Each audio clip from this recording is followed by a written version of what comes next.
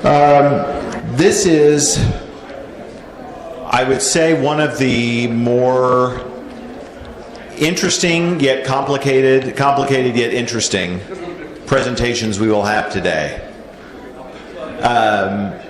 Rob Sellers is with the Opportunity Scholarship, which he will give you a brief overview of how the OSF works, what function they serve, how all of that fits. And then Jason Nelson, former State Representative Jason Nelson. If you want to know anything about the school funding formula, Jason Nelson is the man to ask. And if you really want to know a lot about it, then you should probably, seek some help as well.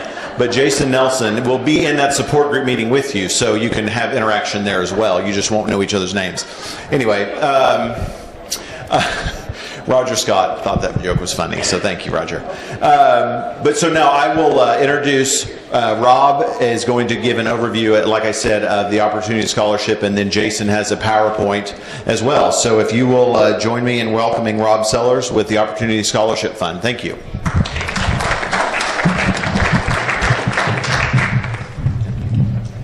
Thank you. Everybody hear me okay? Yeah, there we go. Hey, good afternoon. Thank you for being here. I think you'll find this talk, more so Jason's than mine, very interesting about education and funding and all that goes along with it. I'm a CPA by trade, which makes me, I guess, uniquely qualified to talk about tax credits. But the worst thing than hearing a CPA talk is to listen to a CPA talk after lunch. So I'm sorry that you got me this time, but I will hopefully give you a quick overview of tax credit scholarships. Everybody know what a tax credit scholarship program is? Anybody that doesn't? You're my typical audience. A lot of people do not know about this program, and I'm here to educate you, pun intended. So I want you to understand that a tax credit scholarship program is a part of the options that we want to provide to families in Oklahoma that want to educate their kids in the way that they feel is necessary and needed for their kids. As we all know, not all kids learn alike, and so we want them to have options. It could be a charter school, it could be homeschooling, it could be private schools, it can be public schools. There are a number of options that we want our kids to have the chance to use, and the Tax Credit Scholarship Program allows that. Tax Credit Scholarship Program in Oklahoma is for private K through 12 schools. It provides the affordability of families, especially low income and lower income families, to be able to go to a private school of their choice. What that does is it allows them the chance to get a scholarship if they're at a certain income level, and that scholarship will provide them the option to be able to go to that school and afford it for a period of time up to their graduation. What we do is we actually work with our member schools. We have 60 member schools across the state of Oklahoma, and in those 60 schools, they can be faith-based, they can be special needs schools, they can be certain schools that are focused on a particular ailment like autism. So these schools are unique, and we want to be able to provide those types of options for our families. The donor comes in and donates to a particular scholarship granting organization, and there are 10 scholarship granting organizations across the state, of which we happen to be the largest one. And in return, that donor gets a tax credit of either 50 or 75%. If they are willing to make a one-year commitment to that donation, just a one-year donation, they get a 50% tax credit. If it's a two-year commitment, they can get 75% of a state tax credit for both years. And so, as we know with the new tax law, some of those tax or charitable contributions don't always get deducted anymore with the standard deduction going up. But because all scholarship granting organizations are 501c3 organizations, they are eligible for a charitable contribution if you itemize. So, in essence, a donor could give money to a scholarship granting organization, earmark it for a school. They cannot earmark it for a particular student, but they can for a school. And in return, they can get a 75% tax credit as well as a charitable contribution on the full amount. So that helps them as a donor to get money back. How does it help the school? Well, the school, in private education, granting financial assistance to a family that they want to have attend a school before was a discounting proposition. So if a school decided to give a family $2,000 to allow their kid to attend their school, they would get $2,000 off their tuition, and the school would not receive that $2,000. What happens now is with the scholarship granting organization, that school is able to send that application for financial assistance and return it for the money that's in their account for a check for $2,000. They can take that check, put it into their operating budget, into their operating account, and then they can pay their teachers better. They can buy curriculum. They can fix a room or do whatever they need to for their school. So it monetizes what they used to do as discounting is now monetized and be able to use to fund and operate a private school for the betterment of the students. Finally, the families themselves. The families have options.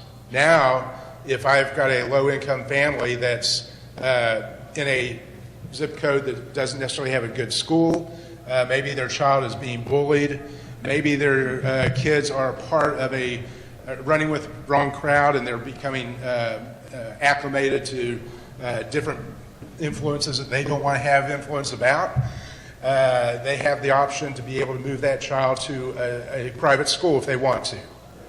And so the families, because of this program, have another choice to be able to move that student to another environment and be able to be engaged more in the educational process. So it's a win-win situation for everybody involved in the Oklahoma process. We get a lot of questions from people who may not necessarily understand our program, wondering if we're taking away money from public education. I can tell you that we've done a fiscal impact study, and I say we had a couple of economists from Oklahoma City University take a look at the entire scholarship granting organizations throughout Oklahoma, and they took a look at how students were using the program.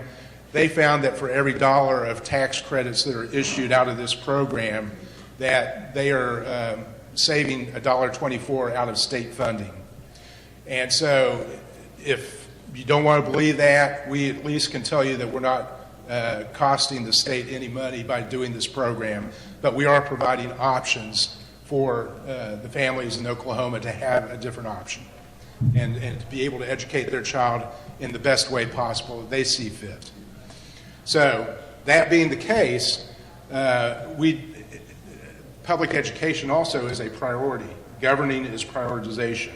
So what we have found also is that public education, common education as well as higher ed, is still the highest priority of state government.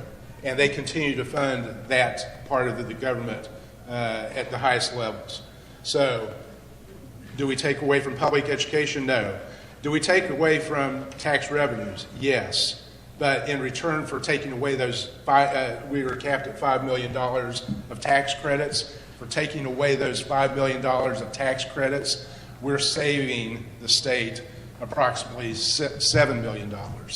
Because as you take a higher cost student out of public education and they move over to private education with a grant, our average grant is $3,000, the parent is paying the rest of that money. Now I've got one less child in the public education system, but the same funding going over a smaller number of kids. So all in all, you have a situation where public education is actually benefiting from that child being removed and going elsewhere. Plus, if you consider that it's a special needs child or maybe a child that's at a higher cost venue, the savings are even greater. So those are just averages. What we're doing now, because of the fact that we, in 2017, we took in $5.1 million in donations to help lower income families to be able to have a chance to attend a private school. Between all of the scholarship granting organizations, we took in around $7.5 to $8 million, which translated into about $5.7 million of tax credits. The $5 million cap came into being in 2017. So now people who donated were prorated back to 86% of the tax credits that they earned with their donation. We put a provision in the law last year that said if we ever get prorated back, because we anticipated this coming up, that they could take the amount that they did not get in the year that it was prorated, and they could carry that over into 2018 in this particular case, the next immediate tax year. So when we tell a donor that they're going to get, let's say, $1,000 tax credit, we can assure them that they will get $1,000 in tax credits. It just may be over 2 years. So in this particular case, they will get 14% of their tax credit in the next immediate year and take 86% this year. So that was a provision. Now we are asking them to increase our cap from $5 million to $10 million. These are House Bill 3537 and Senate Bill 1384. And we certainly can use your help to allow the legislators to know that even in this time where we may have budgetary shortfalls, we want to provide options for our families in Oklahoma to be able to attend a school that they feel is necessary for their child. Utmost over anything financial or philosophical is the fact that the parent is responsible for the child, and the parent needs to have the right to have the options to send their children to schools that they feel that they need to have their kids in. And it's got to align with the home front. So if a parent is in let's say, for instance, they are very devout Christians, they want a faith-based school to teach their kid in, they should have that right. And these are the tools that we're able to provide them to give them that option. So, with that being said, anything that you can do to contact your legislators, we'd appreciate that. If you go out to our website, osfkids.org, we have, under our About tab, we have an advocacy page out there, and you can contact your legislators through that. You can also learn through our frequently asked questions page everything about the state, about the scholarship granting organizations, but you can also learn a lot about us. We have the fiscal impact study out there. We have our audited financial statements and tax returns. We try to be as transparent as possible. And in 2017, we actually reported to the governor, the Speaker of the House, and the President Pro Tem, Senate Pro Tem, with regards to what we've done for the last 4 years. It's required by law that every 4 years we report back to the governor and tell them what we've done and how our successes and even our challenges. And you'll see that out there on our frequently asked questions page as well. So there's a lot of information out there, and I look forward to hearing more about your questions as you have them later in the session, or afterwards. I'm going to stick around. I'd be glad to tell you a little bit more about scholarship granting organizations. But without further ado, the thing that's going to be more challenging for you is to understand the Oklahoma school funding formula. And so I want to introduce to you Jason Nelson, who is a former representative of the House, but he was also a champion of ours in the scholarship granting organization. We certainly appreciate Jason's contributions politically to be able to have this program for the families of Oklahoma. And Jason, tell us a little bit about the funding formula now. Thank you.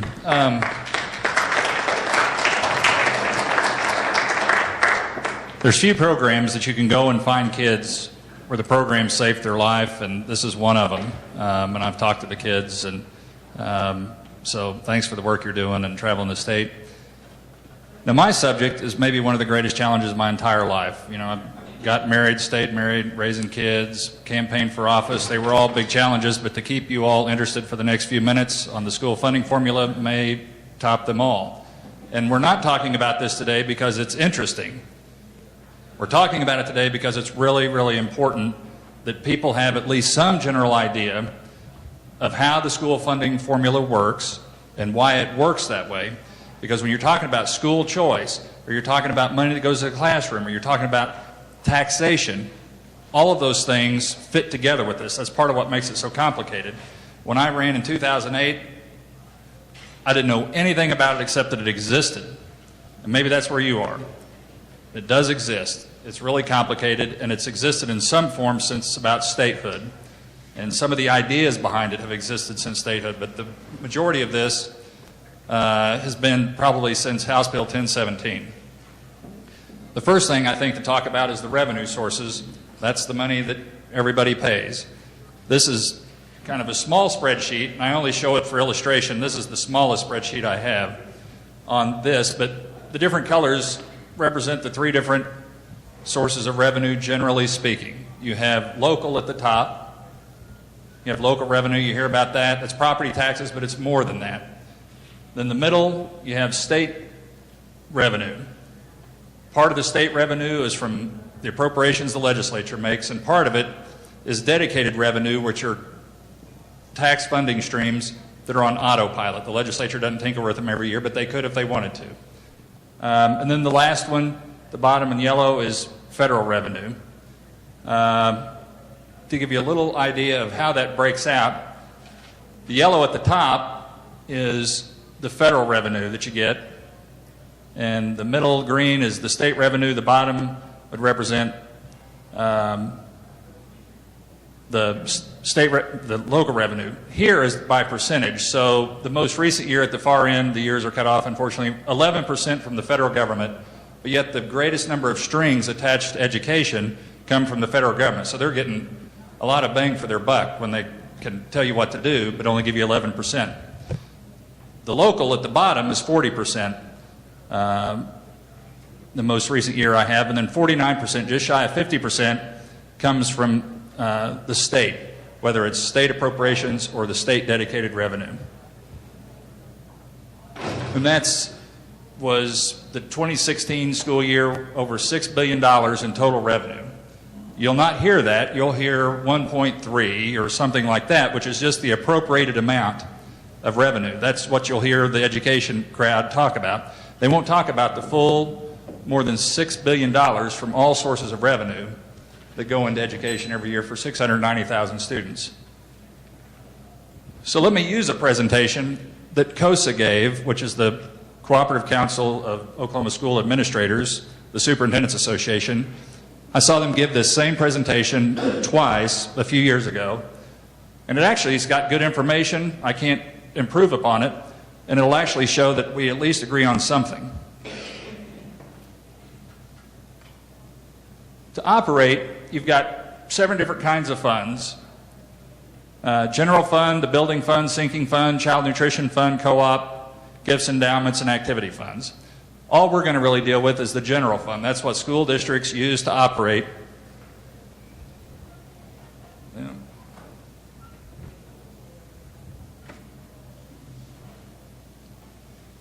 And then the general fund,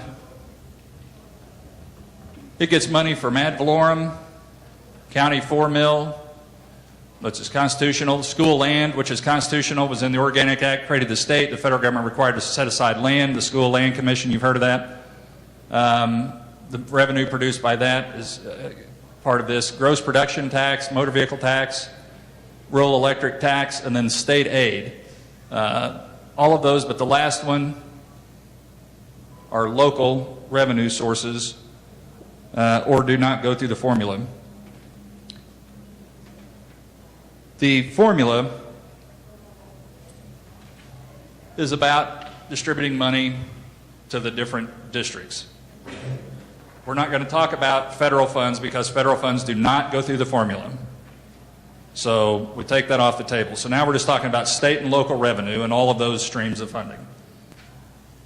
When you hear the word chargeables, you'll hear that. It took me forever to get my head wrapped around that because it's a really bad name for it. But chargeables really mean local revenue. So when we have state aid, state appropriated money, and we're going to distribute that to districts, well, first of all, the state wants to know, well, how much local money do you have to contribute? And then they charge that against the amount that the state's going to contribute through state aid. So that's where the word comes from. Maybe it's a brilliant word, I just don't understand it, but that's the local money they charge against the state money. So if you have a lot of local money, you get a little bit of state money. If you have just a little bit of local money, then they're going to give you more state money. The idea being that they want educational opportunities to be equalized around the state. Every kid to have the same amount of money coming in to benefit their education. So you have to remember the word chargeable. Total revenue, they admitted, and this was in 2015 that they talked about this, but when you compared 2009, which was the high watermark year that they kept saying, we want to go back to 2008. Well, they really meant this 2008-2009 time period was the high water mark in education spending. We want to go back to that.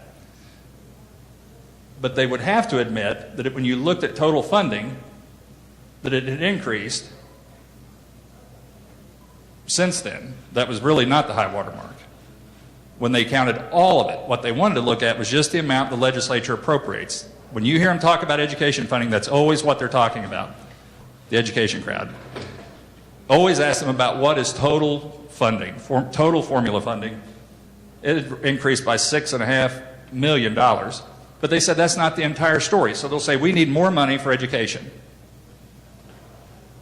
But when you press them on how they calculate that, and you can show them that the legislature had actually increased funding over the years to the highest level it had ever been in 2016, they'll say, but that's not the entire story.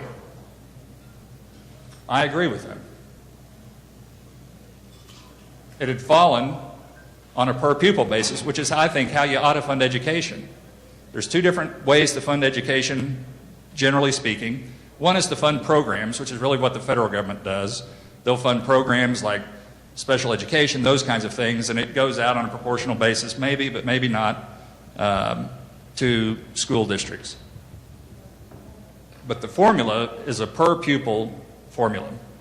So they were saying in their presentation a few years ago now, yeah, the legislature's given us more money, but we have even more students, so our per pupil revenue is down. And that was true. It was down by $182 per student from 2009 to 2014.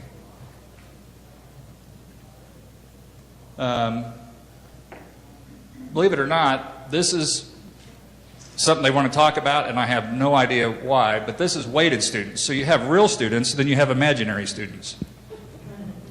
You have about 690,000 real, live, breathing students.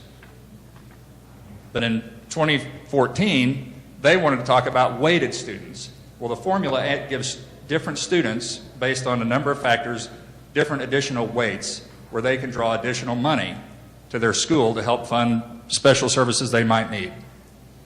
So the total number of weighted students is over 1 million. They're not real students. And what are the weights that go into that?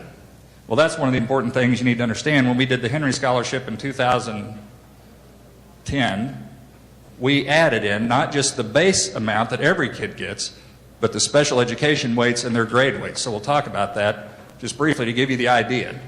And really, if all you take away from this is the general idea of the parts of this, you're going to know more than probably most school administrators around the state. So it'll be a well-spent afternoon. So they talked about weighted students had increased by 70,500 from 2009 to 2014, but it only increased actual students 44,500. So they'll talk about how much you get per student. Well, if you talk about the imaginary students or the weighted students, then it's a small number. If you talk about real students, then it's a much higher number. And the average student weight then, and it still hovers around that, for each student you add about 0.6% more, or 1.58 additional students. In 2014, you see this was the base factor when you count the imaginary or the weighted students, was about $3,000 per student, $3,038 per imaginary 1 million students. It's a much higher number, again, when you multiply by the 690,000 figure. On per pupil funding, well, we've already done that one. State aid. This is the money appropriated by the legislature.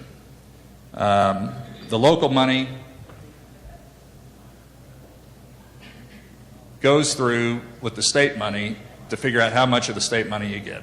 It's a balancing act. The bucket's not very full, the state puts in more water.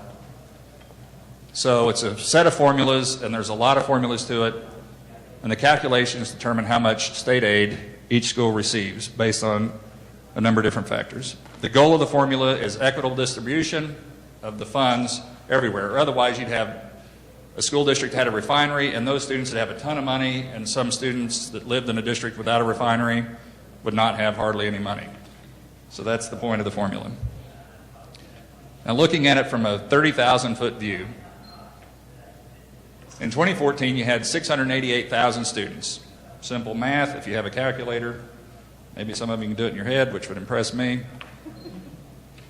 688,000 students, so then you have your state revenue, which was the appropriated amount, $1.8 billion.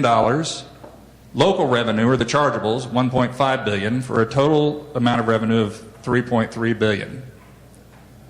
So that's your total amount of money that goes through the formula, because you're adding the state and local revenue together. Then you would divide the two numbers to get a per pupil number, because that's how you want to fund education, on a per pupil, or otherwise you'd fund all 517 school districts with the same amount of money. Well, that would be unbelievably stupid. So you divide the $3.3 billion by the 688,000 students.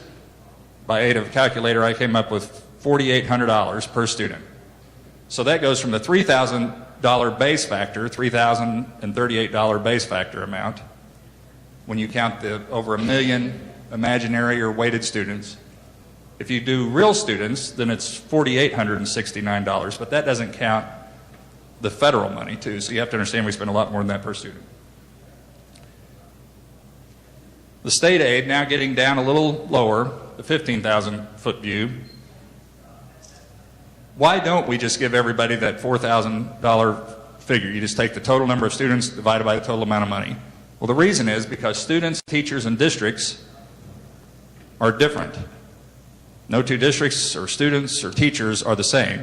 So the formula is really a whole bunch of calculations to account for the differences in these three things. That's why you don't just do the simple division problem that I just showed you.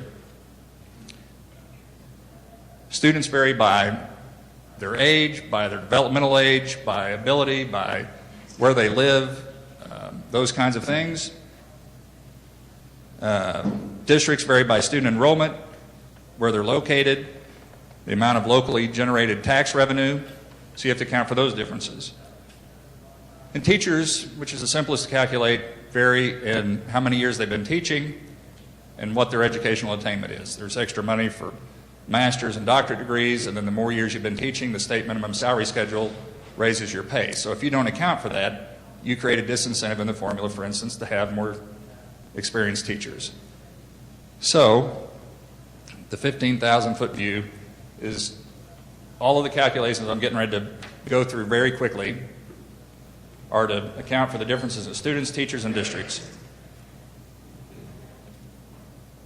And I want to show you this just real quick about spending priorities, and I'm sorry this is cut off, I don't know why, but what we're talking about in the school funding formula will not address things like this. But I think this is as important as anything. Oklahoma's 48th when you look at the amount spent on instruction and employee benefits. So the teacher in the classroom and their benefits were 48th. But we're 23rd in the amount, and that's cut off. It says spent on general administration. So we spend a lot on general administration. That's the priority. The priority is not the classroom. A lot of other states do this well, and you'll find districts within the state of Oklahoma that do this well. But there's no excuse for this. You look at enrollment. Well, first, now I've got to switch gears. Hold on one second, because this is going to... make everybody want to get up and leave. Let me see. There was no way I could do this in slides. Oh, yeah, that's good. Okay. I want to give you some idea. I've actually built the whole school funding formula on a spreadsheet in my computer. I wish there was some award for doing that. I guess just a sense of personal satisfaction. And hopefully soon, when I get the data to put in here, we're going to publish this so that anybody can pull it down and be just as crazy as I am and go through this. But what the first two sheets here are the student weights. So the differences in students, those calculations, students are different, teachers and districts. So students are different in two different ways. One is in the grade that they're in or how old they are. The other way they're different is their categories, which is special needs, gifted and talented. Are they in out-of-home placement, like in a hospital or something like that? All those things can affect the cost to educate that child. So the first set of calculations is the weighted pupil level category. And so this spreadsheet goes way across here. You can see that's early childhood pre-K, half day, early childhood pre-K, full day, kindergarten, half day, kindergarten, full day, first and second grade, third grade, sixth grade, and you'll see that they all have a different grade weight.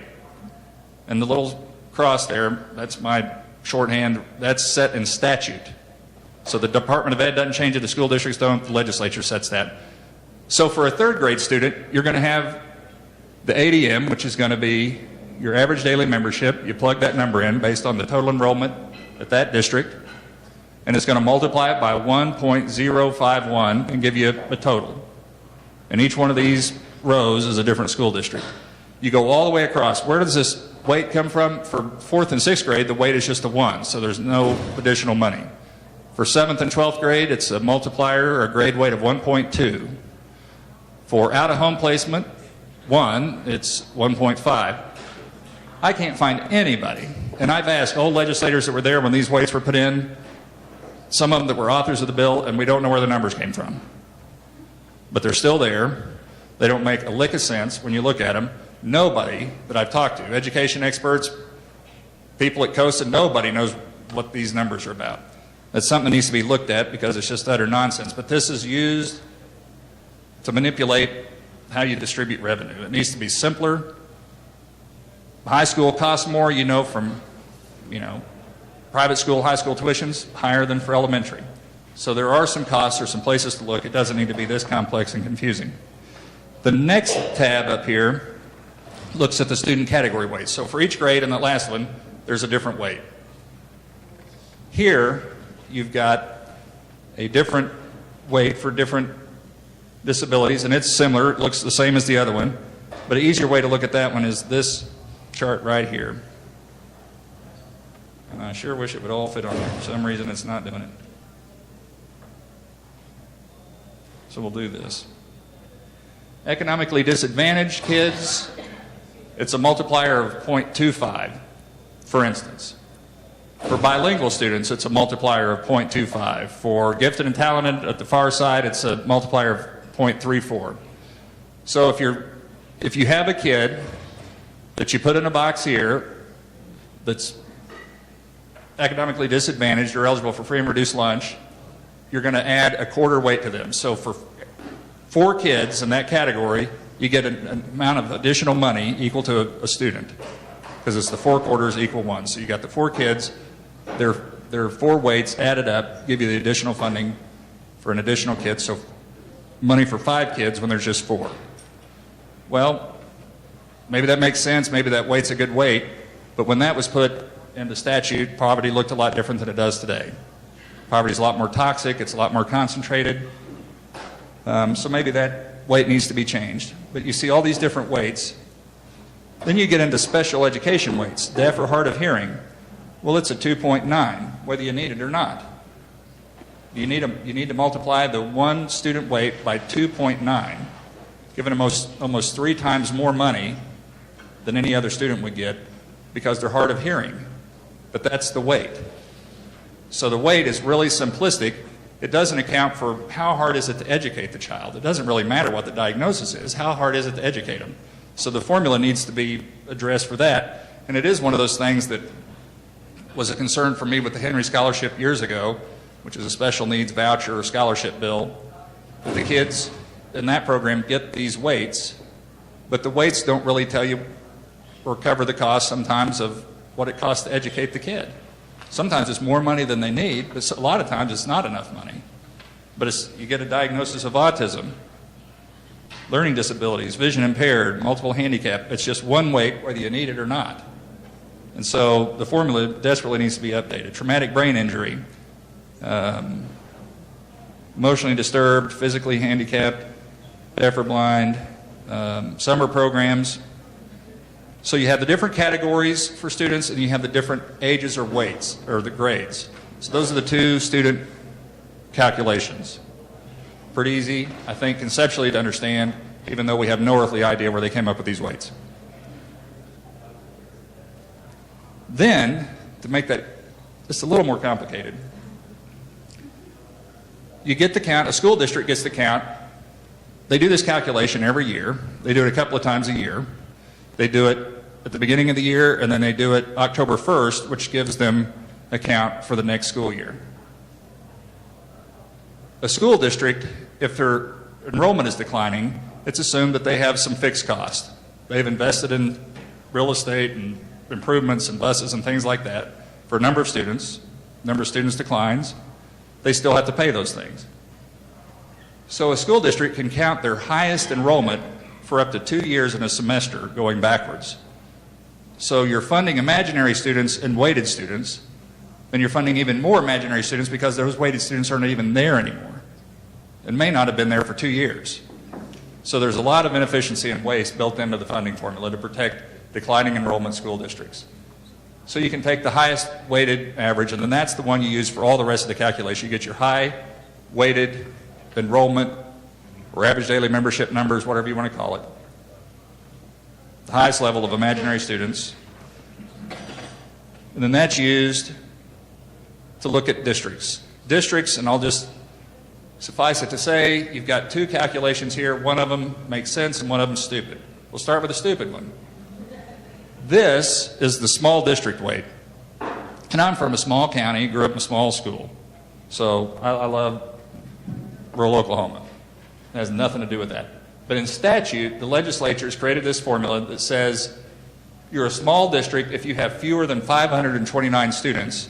And because you have fewer than 529 students, and again, I don't know where that number came from, nobody does. If they did, they're dead or they're not talking. But you get a special privilege and we're going to give you some extra money. Well, that is a good thing, I guess, in western Oklahoma, where the school districts are small but they're spread all over the place. But there's another formula to take care of that. This really benefits a lot of schools, districts in the eastern part of the state where they're all clumped together. There is no reason to have a small school weight. They can combine services, whether it's administrative services or whatever that the overhead is, have their own independent school districts, but we should not be paying them just because they're small and refuse to consolidate or share costs. But this formula is solely dedicated to subsidizing inefficiency. That's the only reason it exists. The next one makes a lot more sense to have it. It's a district or sparsity weight, and it is fairly complex. You can't really see it because it's cut off. But there's the two different colors at the very top are two different ways of calculating this, but they break it down. And it's for those districts in western Oklahoma that are so spread out that if you make them consolidate anymore, you're going to have yellow helicopters instead of yellow buses because the school district's going to be so far apart and kids are going to live so far away. So this formula takes into account geographic area, the number of kids in kindergarten through 5th, 6th through 8th grade, and 9th through 12th grade. I don't know why they break them down, probably because there's more elementary schools maybe than high schools, but where I grew up, you had the same number because the towns were all small. You had an elementary, middle, and high school. A lot of times they're in one building or adjacent. So some of this needs to be tweaked, but this is a legitimate one. We don't want to penalize schools that are remote. So those are the two of the major district weights. One of them is a waste. One of them makes sense but probably needs to be improved. Then, another difference between school districts is where the money comes from. So this is the most complex set of calculations, I guess, but here are the ad valorem chargeables. That's property tax. County 4 mil, that's in the Constitution. Then you adjust that, gives you the number that you use then with school land, gross production, motor vehicle. I don't know if you can remember when motor vehicle car tags, you could tell what county somebody was from by the tag, how it started. You don't do that anymore, but the revenue stream still functions as though it's a state tax revenue source, but it functions as though it's at a county level. So that goes through the formula, but it's considered a local revenue source. And then rural electric, and then you get the total chargeable amount. So that represents a district difference. So where you are in the state, whether you're large or small, whether you're isolated or not, the amount of revenue you generate locally, those are differences. Then the other one, the last of the district ones, this makes sense too, I guess, is transportation. It costs more for a large rural district of western Oklahoma, or even a large district like Oklahoma City, let's say, or Tulsa. So there's a calculation for how much extra money you should get because of your transportation cost. Now, it does assume that gas is $1.39, and the transportation factor, which is right here, it's set in statute. That could probably be adjusted. But anyway, so there's that calculation. Then the last one that I mentioned was teachers. And there's this chart that's in statute, and it actually looks just like that in statute. I actually drew the chart up in the law. But it's teacher experience degree index. So it's how many years of experience, whether you have a bachelor's, master's, or doctorate degree, and the weights associated with that are then used to calculate the incentive weight so that you don't create a disincentive to having teachers that have taught more years, because they cost the school district more by law. So hopefully that gives you some flavor for what the school funding formula does and why it does it. Now this is the whole spreadsheet that if you put all that together, and I didn't get into this here, which there are penalties. The class size penalty from House Bill 1017, where if you have more than so many kids in a class, you're penalized. That was getting waived during some of the budget crunches of the last decade. There are other penalties. If you have too many, your administrative costs are too high, but they don't even look at all administrative costs. When you hear, well, there's a cap on administrative costs. Well, it's a 6% cap, and it's on the superintendent's salary and the superintendent's secretary and their package. It doesn't look at district administration. It doesn't look at site administration. So that doesn't really wash. I haven't heard anybody's forehead smack the table from falling asleep, so that's good. Let me go back here.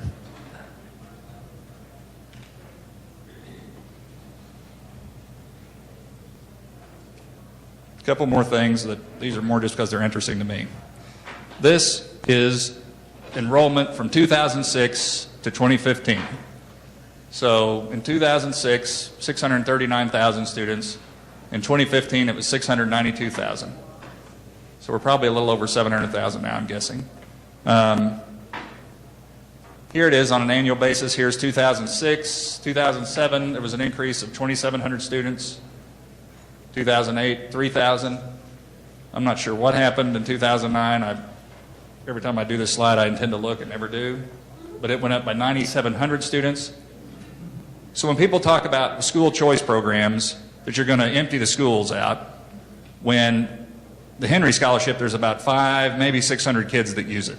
I don't know how many kids are benefiting from the Opportunity Scholarship program, but it's not averaging anywhere near this. You are not going to empty or shrink enrollment and destroy the school system. That's just a stupid argument offered by people who hope you're stupid enough to fall for it.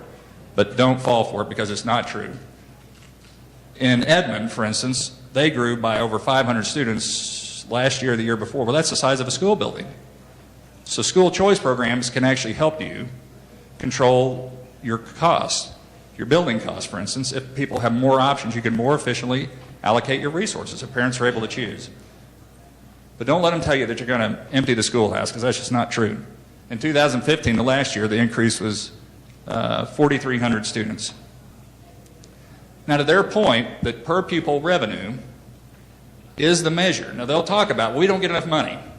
My favorite question was always, well, how much is enough? And then they always have this stunned look on their face, well, I don't know. And one of them said, well, that's a trick question. And I said, well, then that's a trick complaint. You can't have both. You say it's not enough.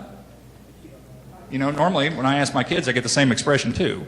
Well, can I have some money? Well, how much? Well, I don't know. How much do you have? What's in your pocket? That's the same thing the answer that educators give you. It's whatever you got, I'll take it. But if you look at per pupil revenue, it did go down. They were right about that. And I totally agree that that's the way it ought to be measured. If you measure it based on per pupil, which is what the whole formula does, all of those calculations, all the way through, count the number of kids. That affects all portions of the formula that I just showed you. And they'll say this. They've said it in PowerPoints. But if you talk about school choice, all of a sudden they're going, oh, we're going to lose money. Like, wait a minute. You just said the most important measure of funding is per pupil. Programs like the Opportunity Scholarship Program, the Henry Scholarship Program, which is a voucher, the state money follows the kid, they don't get all of the money. They leave for pennies on the dollar. What do? So they leave some money behind that goes back into the formula, raising the per pupil revenue for the kids in the public school system. Well, then but we're losing money. You got to make them stick to their own talking points. Per pupil is the way to measure how much we're funding education. And you can argue whether $4,200 is enough. I want to have that debate. Because, for instance, the way the Henry Scholarship for students with special needs is designed, it's a percentage, it's 97.5% of whatever your kid would generate in the public school. That's what they would get, up to that amount. So if I can raise that number for the kids in the public school, it automatically raises the number for the kids in the Henry Scholarship Program. But for every kid that leaves on the Henry Scholarship Program, it raises this number a little bit more because the kids in the scholarship program do not get all of the money. So if these are just some basic things that you can understand, when you get into this, what Rob was talking about a while ago, where they're going to say, well, are you taking money from public education? Well, it is kind of a trick question. Yes, if you look at total funding, but they will tell you that's not the relevant measure. The relevant measure is per pupil. Well, in that case, no, we actually help you. All the school choice programs help you. So don't let them shift and go, well, but we're losing money. Make them stick to their own talking points. And then one last thing here, I guess. 5 minutes? Okay. This one, I think, is a good one to end on. It's kind of busy, too. This is the NAEP ranking, the NAEP scores, the nation's report card, and where the states are ranked. And then across the bottom is how much they spend, ranking in order of spending. So if you're up here in this box where you see Washington, D.C. at the very top, well, they spend more money than any other state, even though they're not a state, unless you're the former president. You spend more than any other state or district and have the worst NAEP scores. On the other hand, if you are down here, like Indiana, you spend not very much, but your NAEP scores are high. Or your NAEP scores are low, but you spend a lot. Wait a minute, I'm saying that wrong. The NAEP ranking is low. No, you're high, actually, I'm sorry. You're doing very well on NAEP. Your students' academic performance is very high, but you're not spending very much money. So this is where you want to be, is in the green box. Well, Oklahoma, you'll see, is right there. So we don't spend that much, but we have better than a lot of states that are spending more. But we're kind of in the middle of the pack. What this really shows you is there's no correlation between how much you spend and student achievement. As confusing as that is, they're all over the place. There's no correlation, so there's certainly no causation. So when they say we've got to have more money, the question needs to be, what's that going to get us? What can taxpayers expect? What can parents expect? What can students expect? Are they going to get more choice? Are they going to get higher achievement? Because money alone does not influence any of that. And the debate right now at the Capitol is about more money. Where is the reform? Where are the additional choices? Where is the expectation of higher academic achievement? That's the question. But by understanding a little bit about the formula, is it complex and confusing? Yes, but it's understandable because you can see students and districts and teachers are different. The formulas are there to account for those differences. The weights, some of it could be updated, but you get the general idea. So you put more money into the formula. What are we going to get for it? That's all I've got. I've got a question back here and one over here we'll do way back there. For the schools that aren't on the funding formula, how much are they spending per student? That depends. They can go quite a bit higher. There's a penalty. The penalty section I didn't get to. If you spend above 150%, or you're getting more than 150% of the average for the state, then you lose some funding. And if you're above 300%, you get no funding, even though all school districts, unless you provide no transportation, get some transportation aid, but it's not that much. But those schools that are off the formula because they have a refinery or a wind farm or something like that, their bucket is so full already of local revenue that they don't get any state revenue to speak of. So I don't know how many, the last count was 38 or 40, something like that. It changes as economic circumstances change, sometimes multiple times a year. Way back here. The additional staff that we seem to be out of whack on in our national numbers, what kind of people are they hiring when they're having this additional staff? What are those people? You know? The general categories you'll see are instruction, student support, instructional support, site administration, and district administration are kind of the broad categories. Depending on the school, you can look at it by state, but you really have to look at it by district because you're going to find districts in Oklahoma that do it really well, by the book, being great examples, and some that are horrific. But it's just put more money into the formula and don't worry about it and don't ask any questions. Well, I'm sorry. You've got a whole 517 school districts in Oklahoma. We have some questions about where all that money's going because the school district here in Oklahoma that's not doing it right is taking money from the school districts that are doing it right. We need to have a formula that rewards getting more money in the classroom, more opportunities for kids, whether it's for dual enrollment, concurrent enrollment in high school. Almost 2/3 of the kids in the state are eligible for free and reduced lunch. When there's not that much difference between your high school courses and some of your freshman college courses, they need credit for both those kids, so they're not borrowing money to go to college when they can get the same coursework, boxes checked for both, while they're in high school. That's what you want to see, those kinds of reforms, incentives built into the funding formula to create an incentive for them to do that and create those kind of opportunities. Right now, they all get what the formula kicks out. And what you didn't see in the formula was anything tied to achievement. It was just tied to existence. And then there was somebody back here first. Yes, ma'am? I'm interested in the K through 12 online programs that are offered through the state now for children. Are these being taken advantage of in rural areas? Is the internet connectivity good enough to use these programs? Well, again, that all depends on the community and all the way down to the household and the school site. But I do know those programs are being used all over the state. I don't know about the distribution on a per pupil basis, how often they're being used, but I know that they're being used. And I've had families tell me that those are lifesavers. But what Rob was talking about with kids getting bullied or maybe having special needs, I have friends that have taken advantage of the online courses or the online school options. One of my son's best friends, his whole family uses it. They do a mix of homeschooling and the online school. They've taken in foster kids. We go to church with them, and they have great success with it.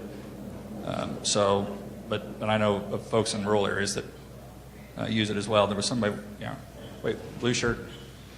I had a question for you on the building fund. Mm-hmm. How does that work, and Okay. Yeah, on the building fund, I can't tell you a whole lot about it because, one, I don't have time and I don't know that much about it. But what you didn't see in here, too, was money for buildings. That comes from bond issues and other constitutional streams of funding that aren't involved in the formula. So you have to think of the general operating fund that we talked about at the very beginning. This is a different pot of money for schools. And so there's really nothing the state does relevant to that. I mean, there's just some general bonding laws, but that set limits on it. That's something you need to do locally, is to go look at how schools are spending money building facilities and where they're spending it. Are they betting on revenue that may or may not be there? Are they paying too much for bond advisor fees and things like that? In a lot of cases they are, because it's not their money. It's the Milton Friedman third-party purchase. You're using other people's money to purchase something you're not personally going to consume, so you don't care about the price or the quality. Although they typically do care about the quality of the building and the football stadium. There was one more question here, and then I got to quit. And then we got to wrap it up. Yeah. This is based on funding and the student achievement together, right? Right, student achievement, and then the ranking of how much you spend. It's not how much you spend, but it's your ranking out of the 50 states and the District of Columbia, and then the NAEP score rankings. Is that available on the website? Yeah, we want that was my next question. I can get it to you. There's one that I borrowed it, and I use a different set of figures, but this is one that was done by Wallet Hub. You can find this online, I think, but I can get you these. You'll see they're scattered a little differently, but they show the same thing. And I used a different set of data because I couldn't tell where they got their data. They show you the same thing. There's no correlation between spending and achievement. But I can give you copies of that. All right. Thank you all very much. Thank